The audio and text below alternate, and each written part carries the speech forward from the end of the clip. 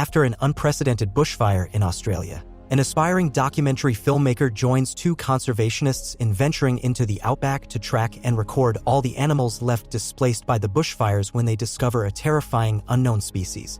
Bailey, a documentary filmmaker, is filming Grace, an ecologist in conservation, as the latter explains the traits of a few animals around them, like koalas and dingoes.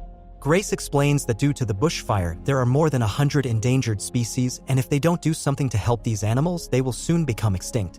Soon after, Ben, a master field biologist, arrives, and Bailey thanks the two of them for accepting her and taking her on their team, as no one else wanted to do it.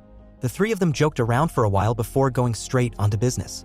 Bailey interviews a park ranger named Matt, and the latter explains what park rangers like him do, which is to maintain campgrounds, control feral animals, look out for any illegal hunting, and more.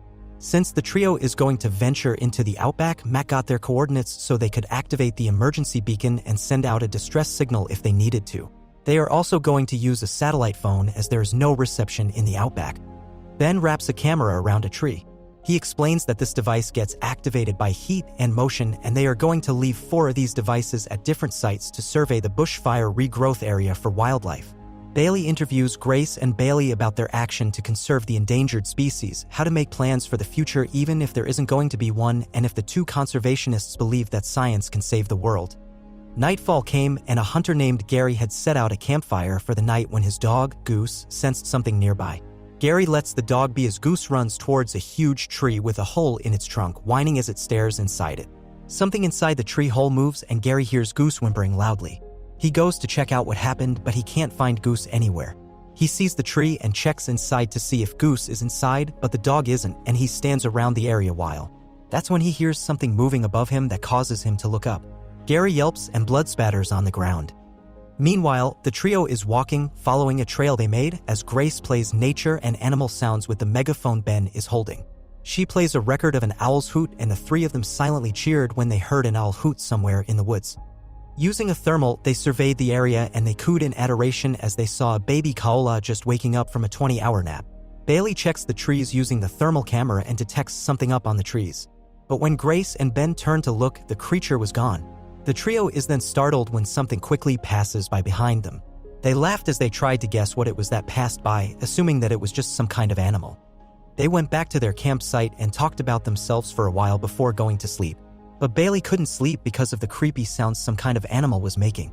Grace explains that it was just an expressive possum, and Ben, sensing that Bailey was not comfortable due to the sounds the possum was making, suggested that Bailey sleep in Grace's tent. Bailey did, and the two girls talked for a while before letting their sleepiness take over. The next day, Ben and Grace are packing up while Bailey is filming a tree with holes in its trunk. The trio then drives to a different site to retrieve the cameras left by another team. They passed by a certain tree and stopped when they found a huge fallen tree blocking the way. They continued on foot, and Grace marked a hollow-bearing tree. She explains that a hollow-bearing tree supports a diverse range of animals, so if it is removed, it can be the final factor that will affect the extinction of one species, which, in turn, would affect the survival of a whole other species. While walking, Ben can't help but notice that the birds seem agitated and the forest itself feels strange. They found one of the cameras left behind by another team on the ground and checked its contents, realizing that it was in still mode. Pictures of different animals passing by are shown until they stumble upon a picture of a deer seemingly getting captured by something they couldn't recognize due to the camera being blocked. They thought that it must have been illegal hunting and called Ranger Matt, who agreed to go to where they were. The trio continued looking around until they discovered a skeleton of what they assumed was a big animal. They also noticed bits of gray fur left behind. Bailey, with her camera, walks away from the two conservationists to continue looking around when she notices huge claw marks on a tree. Grace and Ben approached the tree and noticed how huge the claw marks were. And whatever animal it was had 2 thumbs, which Grace explains that some marsupials have for climbing and hunting. They realized that the owner of those claw marks probably went up the tree for the bait they would often leave behind. Ben suggests leaving more baits so they can find out what it was, knowing that Matt would kill if they couldn't identify the animal. After leaving some bait, the trio decided to linger around the area and talk while waiting for Ranger Matt. Bailey films Ben as the master field biologist talks about the history of carnifex, a term used to refer to the public executioners in ancient Rome, which literally means the maker of meat. During the last days of the dinosaurs, the ancient ancestors of marsupials were a lot bigger than the present marsupials, and among them was T. carnifex, which was highly territorial, said that if you enter its territory, it will prey on you. But unlike lions, carnifex were extremely smart and strategic. They will hunt a prey down by silently stalking them, and once they find a perfect chance, they will jump on their prey. It will bite down the prey's jugular and sever the spinal cord. But according to accepted science, carnifex went extinct due to the natural climate change that occurred. It was already dark, but there was still no sign of Matt. The trio is getting curious why he was taking so long, and Ben decides to send a message to the ranger. Unbeknownst to the trio, Matt had already reached the area even before nightfall came but stumbled upon an abandoned car. He checked the forest and discovered an abandoned site, which was actually the site Gary set up. He continues looking around when he finds a gun on the ground beside a tree. That's when he sees Goose staring at him from behind the tree, emitting a growl that sounds like it's scared or threatened. Next thing Matt knows, an unknown animal pounces on him, biting down his jugular and dragging it into its lair. Using a thermal camera, Ben notices something coming from behind a tree, and the trio stares as they anticipate what is coming. Disappointment is written on their faces as they realize that it was just a feral goat. They turn to leave when they hear the goat whimpering, and when they look back, the goat is gone and a growling can be heard as they notice an unknown species climbing a tree. Instead of being scared, the trio is happy to see that there is an unknown species that will be ID'd by none other than them. Ben and Grace excitedly talk about how they're going to be in biology books for discovering a new species as they continue watching the animal through the thermal camera. Bailey, on the other hand, set up a drone to take a closer look at the species. She controlled the drone and went closer to the tree. Bailey and Grace are getting anxious as they realize that the drone is scaring the unidentified animal away. But Ben urges her to get the drone closer and huffs in frustration when the unidentified animal jumps away. Ben proceeds on following the unidentified animal, and Grace tells Bailey to stay put while she follows Ben. Grace tries to tell Ben to stop, but the latter just keeps on walking. Ben only stopped when he heard Grace yelp, and when he turned, Grace was nowhere to be found. He follows the sound of Grace groaning in pain and sees that she has fallen into a pit. Ben got something to help Grace out of the pit when the unidentified animal jumped on him from above a tree. The unidentified animal drags him somewhere, and Grace lies on the ground, hiding underneath a tree branch as she feels the unidentified animal standing on top of her, searching. Meanwhile, Bailey is still standing where the conservationists left her, flying the drone around her in fear of the unidentified animal coming at her. She hears something jumping from trees to trees, and when she sees Ben's head-mounted flashlight falling from a tree, she quickly runs away in fear, calling for Grace. She finds the car and gets inside to hide, honking the horn to get the others' attention.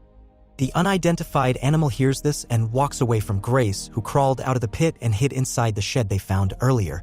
Bailey hears something from outside the door and cautiously opens it to see a dog, Goose, looking in. She invites the dog in and quickly closes the door. Ben, on the other hand, was left on top of the tree, severely injured. He moved and fell from the tree before crawling into the hollow of the tree to hide, not knowing that it was the unidentified animal's home.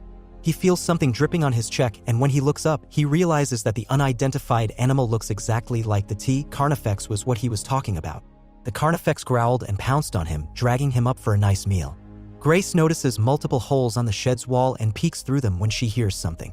The carnifex passes by the shed and she flinches away from the wall, backing away in fear as the carnifex searches for a way inside the shed. Grace runs out of the shed and into the car, startling Bailey, who has fallen asleep. Grace tells Bailey what happened and they ran back into the forest to help Ben, with Goose following them. They find the hollow-bearing tree and see blood all over it and inside the tree. Grace checks the stuff left on the ground, crying upon realizing that it was Ben's. They heard the carnifex approaching and ran back to the car. They drive away, but an uphill slope prevents the car from moving, and they step out of the car again to get it up. Grace attached a rope puller to the tree and the car before telling Bailey to get back inside the car to keep it moving while she stays outside to guide. But the rope snaps, hitting Grace and causing the car to roll down the slope. Bailey cries out in pain but abruptly stops when she hears the carnifex approaching. She grabs the thermal camera and looks around, getting startled when the carnifex jumps on the car. The carnifex looked at her, the windshield being the only thing keeping them apart. When the camera Bailey was holding suddenly flashed, it blinded the carnifex for a bit. The carnifex went beside the car and tried to get in, failing and leaving when Bailey hit it. Grace then appears from behind Bailey and the latter offers her hand to help Grace into the car for a bit of safety. But they quickly learned that it wasn't safe inside the car at all as the carnifex grabbed Bailey by the leg and dragged her out of the car. Unexpectedly, Goose reappears from wherever he was hiding and bites the carnifex, distracting it from Bailey. Bailey runs behind Grace, who followed them with a gun and yelled at Goose to step away from the carnifex. The gun only had one bullet and Grace took her time shooting the carnifex. She was able to hit the carnifex, but it didn't faze the centuries-old animal. The carnifex stared at them for a while, unmoving, before deciding its prey were too tiring to catch and giving up. The rain fell, and the two survivors, 3 if we include Goose, sighed in relief. Without any cars, they were left with no choice but to walk their way out of the carnifex territory and out of the forest.